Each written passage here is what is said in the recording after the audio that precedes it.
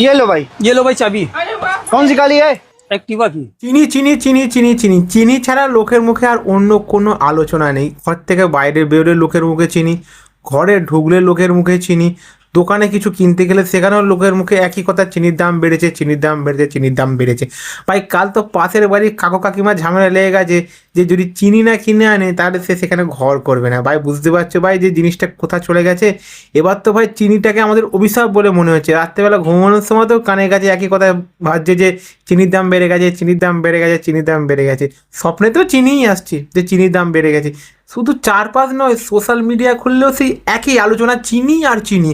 কেউ দেখাচ্ছে যে 20 টাকায় মোটে এইটুকুনি এক মুঠো চিনি, কেউ দেখাচ্ছে চিনি লকারে রেখে দিয়েছে, কেউ সুটকেসের মধ্যে তালা বন্ধ করে রেখে দিয়েছে। কিন্তু ভাই আমার কাছে কথা হচ্ছে যে বর্তমান বাজারে চিনির দাম হচ্ছে 70 টাকা কিলো, আর 20 টাকায় পাওয়া যায় হচ্ছে প্রায় 280 গ্রাম চিনি। কিন্তু সোশ্যাল মিডিয়ায় দেখাচ্ছে এইটুকুনি চিনি। ভাই লোককে বিভ্রান্ত করো না, এতে লোক আরও রেগে যাচ্ছে, লোক আরও বিভ্রান্ত হয়ে যাচ্ছে যে চিনির দাম মনে হয় সোনার থেকেও বেশি হয়ে গেছে। ভাই কেউ কেউ তো সোশ্যাল মিডিয়ায় দেখাচ্ছে যে সে চিনি কিনতেছে তার ঘর বাড়ি গাড়ি সব কিছু বিক্রি করে দিয়েছে শুধুমাত্র চিনি কেনার জন্য। ভাই মানে এতটাই চিনি নিয়ে বর্তমান বাজারে হাই ক্রিয়েট হয়েছে। বুঝতে পারছো ভাই যে চিনির দাম বাড়াটা কোন জায়গায় গেছে। লোক সোনার উপর সঙ্গে চিনির তুলনা করছে, বলছে দুদিন পরে সোনার দোকানে চিনি বিক্রি হবে।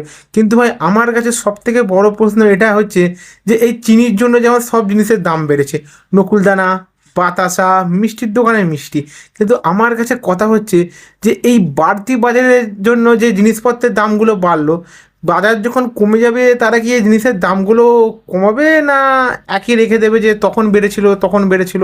এটাই আমার এই দোকানদারদের কাছে প্রশ্ন। যদি কেউ এর উত্তর জেনে থাকো তাহলে কমেন্টে জানাবে। আজকের জন্য এটুকুই।